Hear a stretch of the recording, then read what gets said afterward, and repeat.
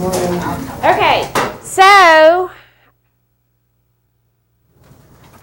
I signed up to do this at the beginning of January because I thought I'd have some free time the end of December to put it together. Ha, ha, ha. So Tuesday morning when I showed up and I was like, I don't have a whole lot to do this week, I suddenly realized, I have a grand rounds to put together. So this is what it is, and I never really had a topic that I was going to talk about, and so I went ahead and picked the absolute dreaded goals and objectives. But we're going to try to make this fun. And there's a reason that I did goals and objectives, and it's because it's a complete and total part of your life, whether you know it or not. So every morning when you wake up, your goal is to make it through the day. Your objectives are the steps that you take to make it through the day, whether you realize that or not. And being in medical school, the entire medical school curriculum should be based on goals and objectives. What are our endpoints for you and how are we going to get you there? Residency curriculum is all goals and objectives. As instructors, everything that we put together is supposed to have goals and objectives to it. And we all sit there and go, I got to write goals and objectives for this talk. Really, what words can I use? But if you understand how to do it and the principle behind it, it actually is a little bit easier. And also, if you're not doing like me, whenever I first started doing this, somebody said, just put your talk together and then throw a few objectives on the front end that match whatever your slides say. That's what I used to do, and that's probably what most of you do. And really and truly, if you think about what you want on the back end and write your objectives, it really does make putting your presentation together, it flows better and it makes it a lot easier to do. So, I have no disclosures. You already know why I'm doing this. And so the goal of this talk is to teach strategies to improve the quality of your instructional PowerPoint presentations, because every one of you have to put together an instructional PowerPoint presentation at some point or another. And I have major pet peeves about all of this. The first one is we need to define goal. We also need to write a goal. Y'all need to sit where you're supposed to, please. There's signs on the door. All right. We need to define objective. We're actually going to write SMART objectives while we're here today. That's why you're in groups. We're going to have little group projects. And then we're going to differentiate goals from objectives. And then on the back end, if there's time, I'll run through real quick some of the pitfalls of PowerPoint. And whenever I was going back through the stuff I have on my computer of that, I have one slide that says, no power, no point. I was like, yeah, pretty much. So we'll go through the purpose of what the slides are supposed to be and how you're supposed to put them together. So a goal, we need to define goal. It's this overarching principle that guides the decision making. It's open-ended statement about the desired end result. What do you want people to get out of what you're giving them? It's broad, it's general, it's intangible, it's abstract, generally difficult to measure. So the overall goal of med school is we want you to be able to take care of a patient. Really and truly, that's the goal of med school and residency. You need to be able to take care of a patient. But it's intangible, you can't measure it, it's really abstract. What exactly does that mean? But that is the goal. So, examples about making PowerPoint slides. I'm going to make good PowerPoint slides.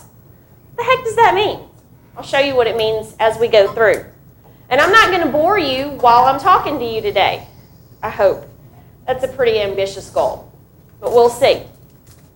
Okay, so the black screen actually works fairly effective in the middle of a PowerPoint presentation. It works better about 30 minutes into it because everybody goes, the projector broke, we get to go. But you know what? I threw it there on purpose to grab your attention so that you'll pay attention, refocus. Let's see what we're going to talk about. So what we're going to do now, you're in your groups. Does anybody need to move? Anybody not where they go? Okay, so in your groups, each group is going to write one goal. And I decided I had ADD this week. And since it's the beginning of January, your goal is going to have to do with being healthy? Ooh, New Year's resolutions. Okay, you're in 5 different groups. I picked 5 different aspects of being healthy so that each group will have a different goal. I don't want each group to say, I'm going to exercise more. So, here we go. Students, you get to talk about water because you don't drink enough of it. I just gave you a hint. PGY1s, you get to talk about sleep since that's not something you do very often. 2s, get to talk about diet. 3s, need to start exercising, and 3s and 4s. And then faculty, you get to talk about stress. So each group needs to write a goal about your topic. And you got 2 minutes because it shouldn't take you that long. Let's refocus. We got our goals. Students, what is your goal about water? What is your goal? More water. All right, PGY1, what are we going to do about sleep?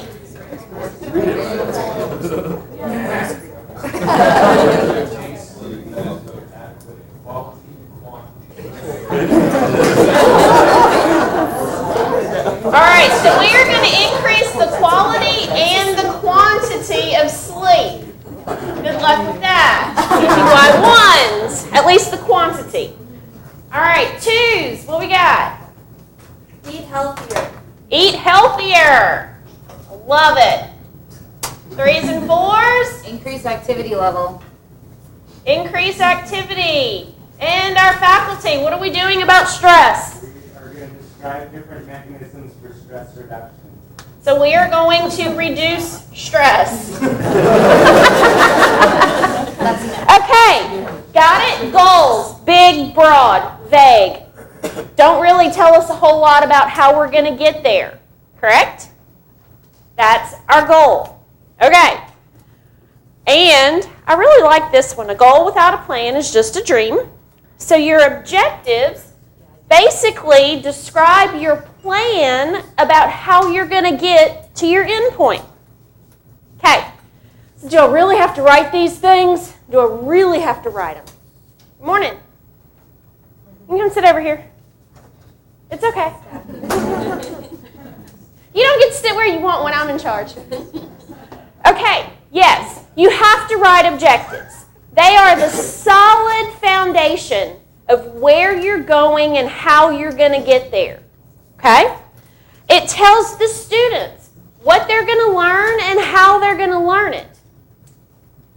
So if you tell the students what they're going to learn and how they're going to learn it, guess what that does for me? That tells me how I need to teach it and what I need to teach. That's a great thing. As opposed to you telling me, oh, you're part of the endocrine course. Teach them something about endocrine. Think about second year. We'll get to that in just a minute. It removes the subjectivity. I love this. It's an objective, so it gets rid of the subjectivity. It's very planned and precise details about how things need to go. It links the expectations and the teaching and the grading. And so that's the back end of this. Evaluation is the back end of all of this. You write a goal, you write your objectives, you deliver your stuff, you deliver your material. And then you evaluate whether you delivered it appropriately or not. That's what the test is. Did you learn what I needed you to learn? And then, this is where the second year comes in. Design a series of interrelated instructional topics. It would be really nice if you didn't get one lecture 4 times and another one not at all. So, if every course was lined out and each instructor knew exactly which goals and objectives in that course they were supposed to teach, second year would flow much smoother. Third years know what I'm talking about. They're going, uh-huh. So which lecture did you get 4 times? Wasn't it something endocrine or OB or breastfeeding or...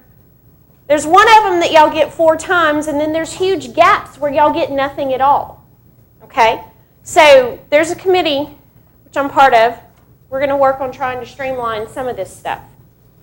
And that's where residency comes in. PGY1s, you need to learn this, this, and this before you can get to PGY2 to learn this, this, and this. Okay? So the purpose of your objective is to make sure that learning is focused clearly enough so that the students and the teacher know what's going on and so that learning can be objectively measured. It's specific. It's measurable. And you know what steps need to be taken to meet your goal. It's narrow, it's tangible, it's concrete. So as I walked around, most of you already have objectives to go with your goal. Because you were saying objectives, and we redirected to make sure you actually had a goal. And it's the desired end result expressed in measurable terms, including a time limit. So if you look at this slide, measured, measurable, measurable, and even this crazy little cartoon over here says measure. Guess what? You have to be able to measure what you're doing and what you're giving people.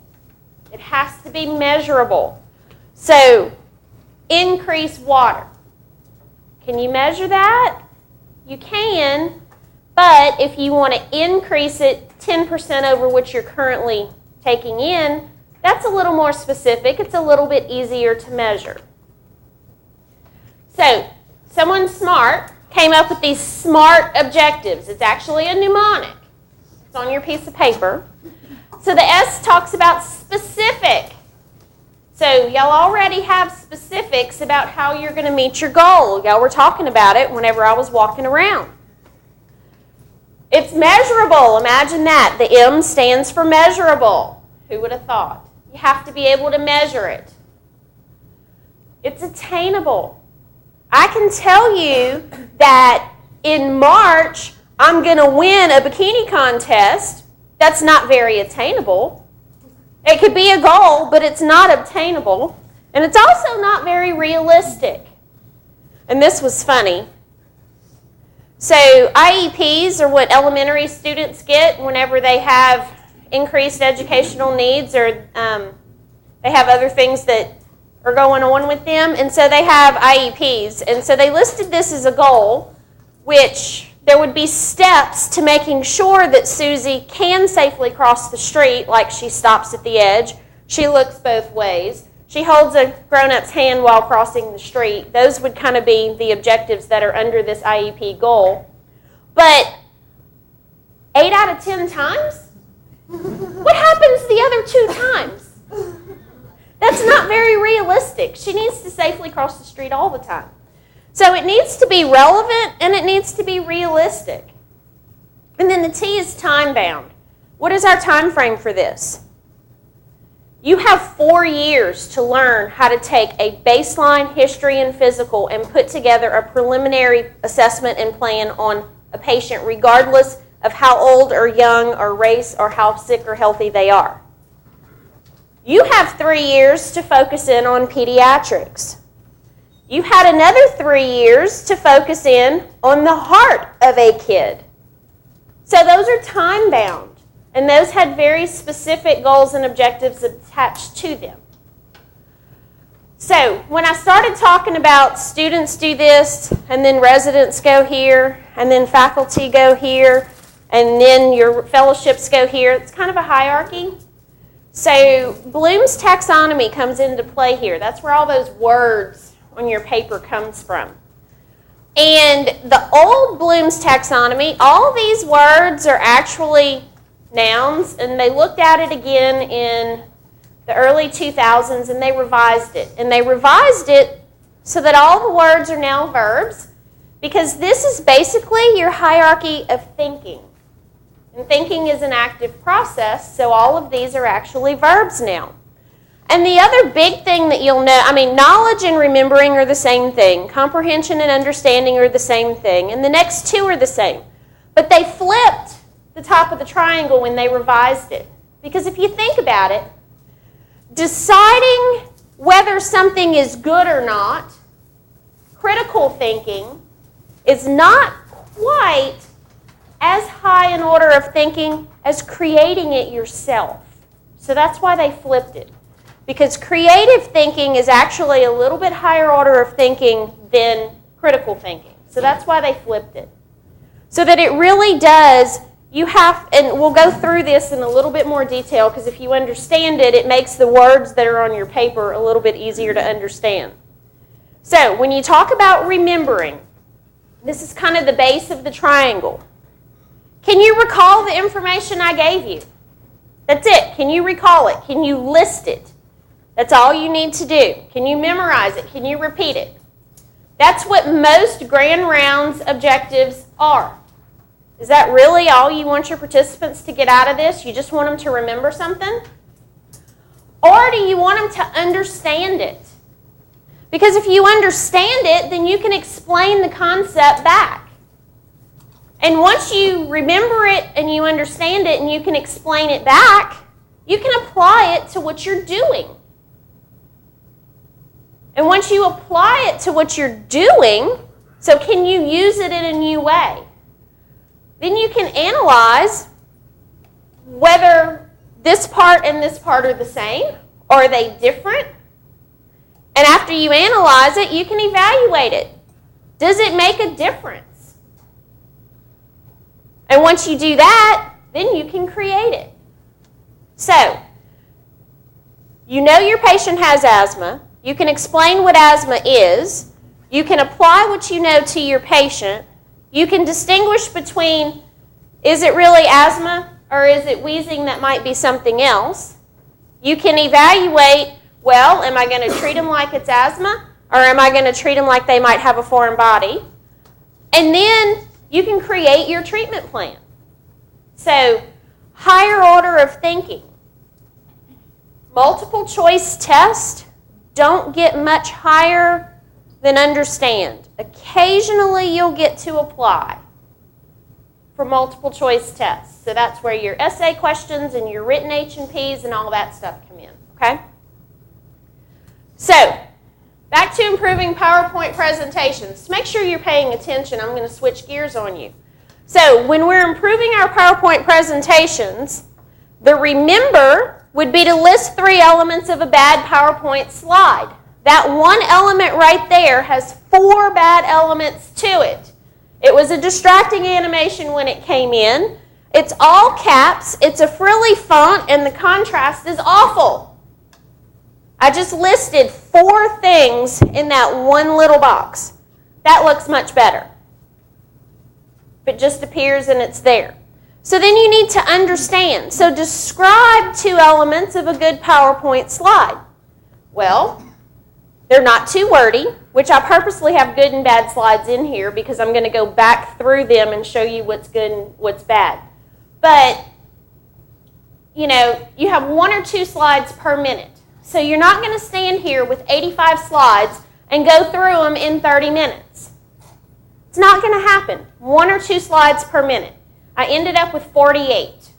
It's a little over 1 slide per minute, or a little over a minute per slide. We should be okay. Point form, not paragraphs. And really, if you remember the 6x6 rule, no more than 6 words per line, no more than 6 lines per slide.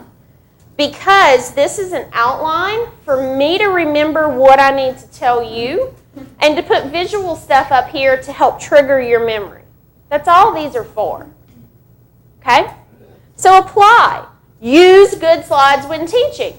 Like I said, I purposely put bad slides in here on purpose to show you some of the things that are distracting and that aren't very effective. But most of the time, we like to use good slides. So, analyze. Differentiate good versus bad elements within a slide. Again, that's a bad element. It's distracting, it's colorful, the colors mean nothing. Evaluate. So select which interactive PowerPoint elements are appropriate for your lecture. I already threw in the blank slide. We've done group sessions. The other interactive things you can do is a think, pair, share. So everybody turn to their partner. This is what I want you to talk about for the next 60 seconds, and then you pick a few pairs to share. So that's one of the other things that you can do. the bigger the audience, the more difficult it is to do the interactive stuff because it's hard to get everybody to come back together. And then create. So next time you do a PowerPoint, let's design your PowerPoint using good elements with interactive things in them. Okay, my ADD really kicked in. We're going to shift back to our New Year's resolution of all of this. I just want to make sure y'all were paying attention and staying awake, okay? So, we're going to write a SMART objective. Each group is going to write a SMART objective based off of their goal, but I put constraints on here. The students need to use the remember block. So you have your piece of paper that's got all your different verbs on it under the remember, which would be the knowledge column. That's actually based off of the old taxonomy. You need to understand. The 2s need to apply. The 3s and 4s need to analyze. And the faculty that are slipping out are creating their own plan of reducing stress by leaving. Okay, anybody have questions about what you need to do? You have your goal. Now you need to write a SMART objective. So, group 1, students, you just need to write an objective using the verbs off of the understand column, or the knowledge column, that applies to drinking more water. And I'm going to leave this up here because it kind of shows you what question you're supposed to answer and what words you can use. And I'll give you 3-4 minutes for this one. Your worksheet also has the SMART mnemonic at the top. Okay, so students, what is our SMART objective that goes with increasing your water intake? That's at the remember level. So we decided that within the next 24 hours we would look up guidelines about our daily recommendations about the individual's necessary amount of water. Okay, so in the next 24 hours you will define the amount of water required. Correct? Per day. Is that SMART? Is it specific? Is it measurable? Can you measure whether you did it or not? It's a yes or no question. Is it obtainable? Is it realistic to do this in 24 hours? And is it time bound? Yes, it's time bound in the next 24 hours. Great job, guys. What are we doing about our lack of sleep over here? In the understand category. Describe 2 ways to improve sleep. Okay, so we are describing good sleep hygiene. By Friday. By tomorrow. Okay. Are we good? We're specific, measurable, attainable, realistic, time-bound. Great. What are we doing about our diet back there? Utilize half of your plate for fruits and vegetables at least 3 times a week. Ooh. So we're going to utilize half of our plate for fruits and veggies. How often? At least 3 times a week. At least 3 times a week. Okay, are we good?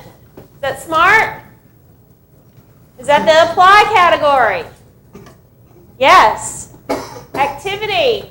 Okay, we're going to increase activity for at least 120 minutes with an elevated heart rate 80%.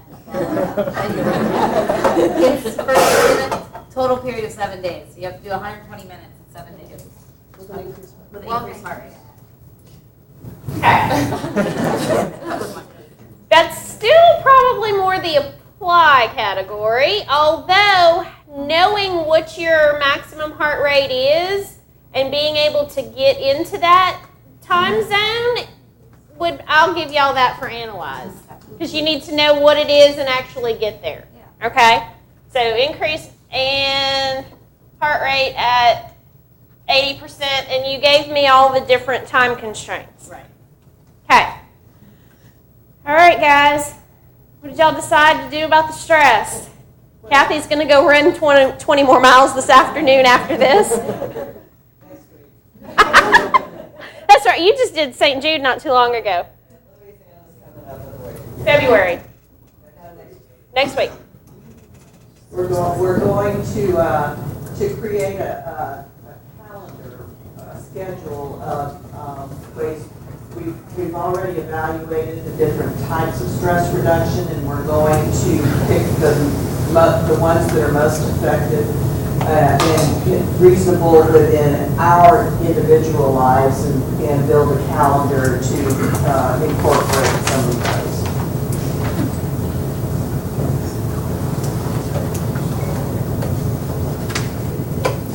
All right, so you're going to create a calendar that incorporates your known stress reducers so that you can see if you're actually doing those things? Okay.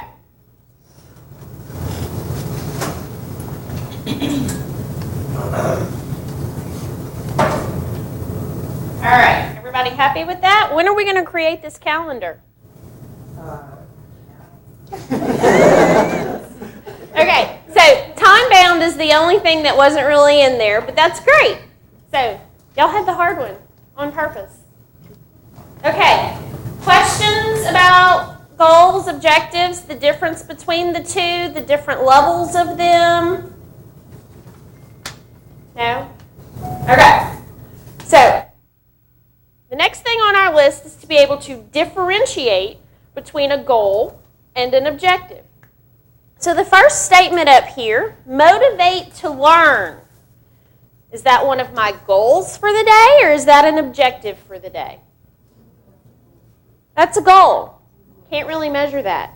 Can't measure whether you're motivated or not. Okay.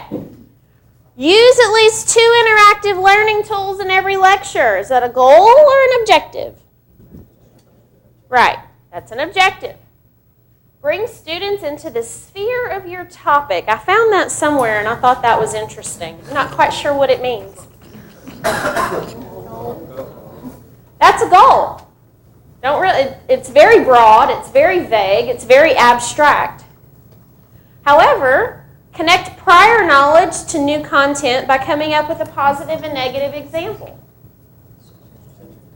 That's an objective, and I've kind of done that by doing good slides and bad slides. And we'll do a little bit more of that in a minute. Improve your audience's baseline knowledge. That's a goal. And then ask specific questions at the beginning of the lecture to assess that baseline knowledge. That's an objective, and that's actually, if you don't know where people are when you walk in the room, you need to walk in the room and go, so we're going to talk about this today. What do y'all know about that? Did you know this? Did you know this? And people may not answer and raise their hand, but you should be able to get a feel for their body language and their facial expressions. Okay? Okay, this is for Dr. Gilbert, who has a doctorate in education, and this is his pet peeve. All of these evaluations that we send you, because we keep saying you need to evaluate your objectives, those are simple satisfaction surveys. They do not measure how well your objectives have been met. And the example there is, you can walk out of here angry that I made you do this. But by God, if you know how to write a goal and an objective when you walk out that door, I have met my objectives for the day. You don't have to be happy about it, but I did it. And so whatever you write on that evaluation form, whether you were happy or you liked it or you're going to use it or you're not, if you know how to do it, I've met my objectives. So be careful about that. Course evaluations are really just satisfaction surveys. That's all they are. Same thing about patient satisfaction surveys. Who cares how satisfied they are if they're healthier and they walk out the door doing better? I don't care if you're happy or not. I did my job. It's a whole nother soapbox for a whole nother day. Y'all get the difference? Okay. Any questions about goals and objectives? Do you feel like you can write a goal? Feel like you can write an objective? Don't y'all still do individualized learning plans once or twice a year? Once a year. Okay, that's all this is. Goals and objectives, that's all your ILPs are. Okay? Okay. This is the last time I shift gears, I think. So we're going to avoid some of the pitfalls of bad slides. So this is what we're going to talk about. So the first thing you should do when you start a lecture is outline what you're going to talk about. That way, everybody sitting here knows exactly what we're going to talk about. That's the expectations part. I did that. Told you what we were going to do. We were going to define goal, write a goal, define objective, write an objective, differentiate, and then we're going to go through our bad PowerPoint slides. I outlined what we were going to do for the day. You knew exactly what to expect after that first slide came through. 1 or 2 slides per minute. We talked about that already. I walked in here with 48. One was a blank black screen. One is my references at the end that you'll probably never see. One was the title slide that just sat up there to begin with. So I'm not rushing through. I'm not trying to get through 84 slides in 30 minutes. Okay? It's in point form, not complete sentences. This is a reminder to me what I need to talk to you about. And then you can throw graphics in there to kind of concrete things. 4 or 5 points per slide. This says 4 or 5. If you remember the 6x6 rule, you'll always do 4 or 5 points because you don't want to max go over 6x6 because it's just too many words on the slide. And then use keywords and phrases only. Again, outline it. And so this was a fairly good slide. It, started off about your 6x6. The examples part I actually had as a pop-up at the end when I was done. Because what happens when you put all these words on a page, doesn't matter if I talk or not. You're not listening to me. You're reading this slide. So what I say is lost when this slide pops up. The purpose of your PowerPoint slide is to remind the speaker what they need to talk about, not to give you the total content of what you need to know. That's what a textbook is for. Okay? So this one was actually a bad slide. It had way too much on it. It had this distracting cartoon up here, which isn't funny to begin with, and you really have to read it and pay attention to it to even know what it's saying. I did that on purpose. That was a bad slide. Y'all just kind of glazed over when that slide popped up. Okay? So, 1 point at a time, which there's controversy about this, I know. We've had this discussion. It helps you concentrate on what I'm saying, not reading ahead. It prevents you from reading ahead, like I said. Keeps you focused on your presentation. But Dr. B and I have differences of opinion here. And actually, I don't like the 1 by 1 because I forget what I'm coming to next. And so I really do kind of lose track of where I'm going. However, this 1 by 1 has a really good place. Like when I built out this slide. Had I just thrown that up there, what would you have done? Glazed over. Even if I did this and this and this and this and that, it drives me crazy.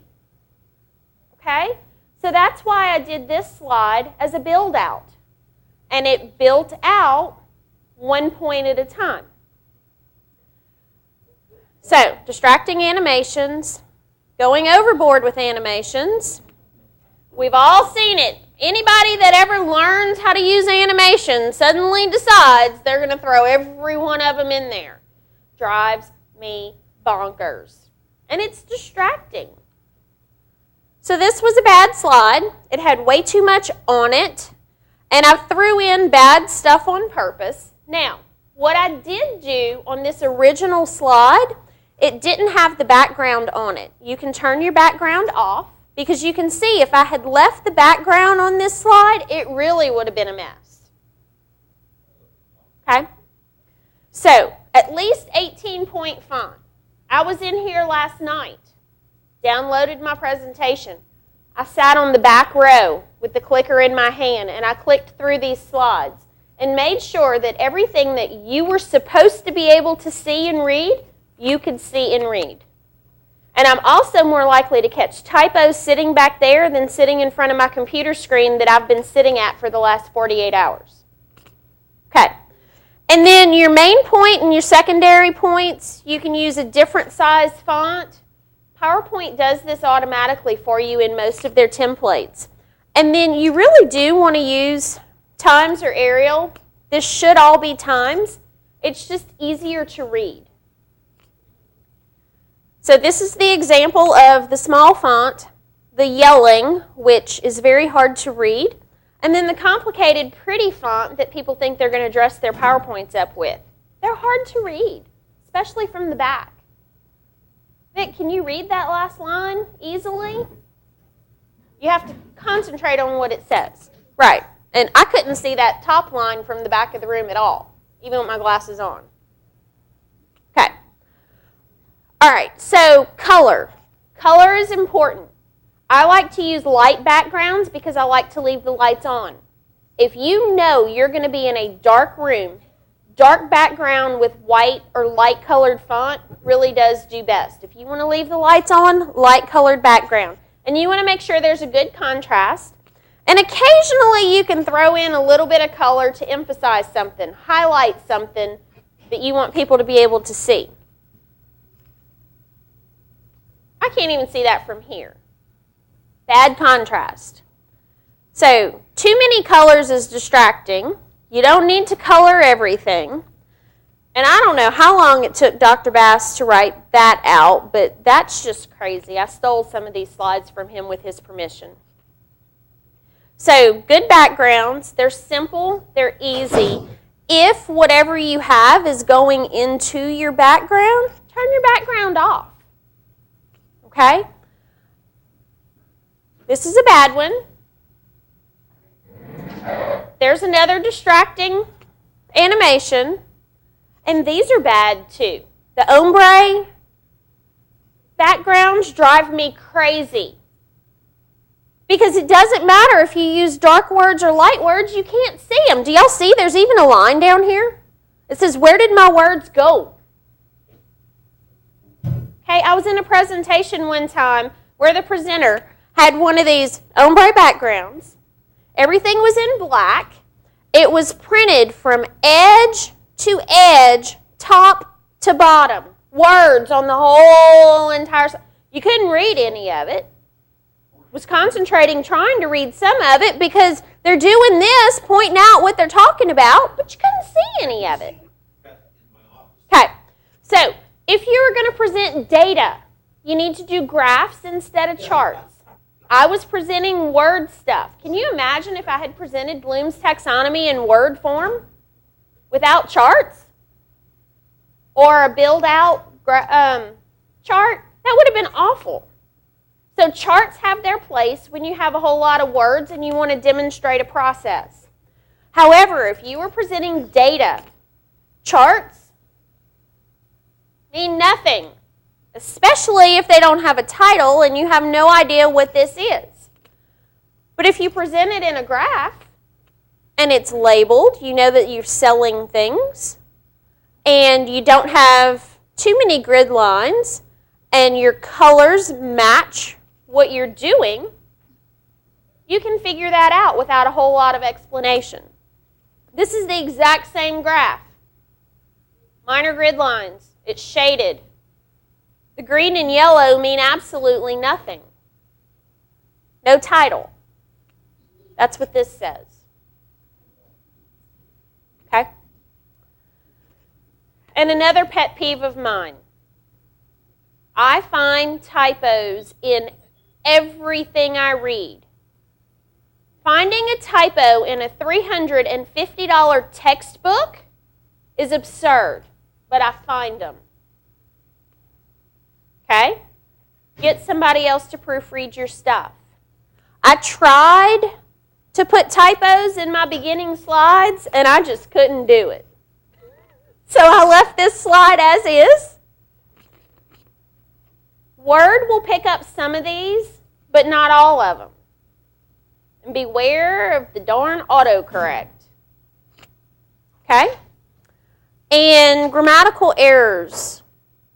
So if English is not your first language, or you're not very good at English, yeah, I did that on purpose, then get somebody else to check your stuff.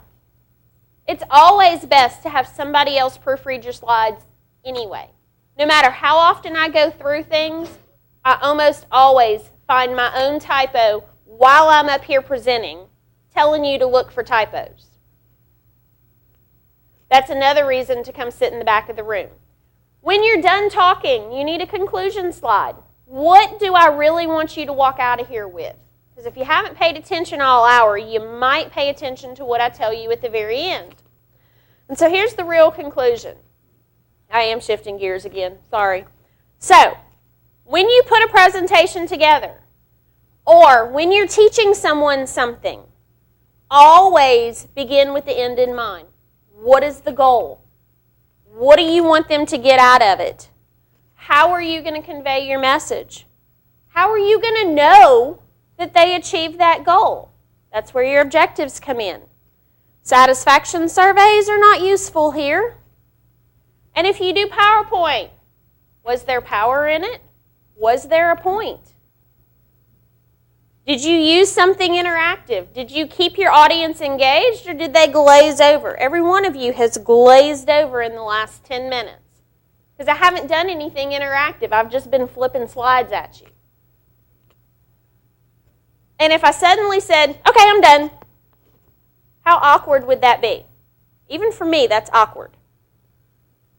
So always end your presentation with an open for questions. I'm done. Does anyone have any questions?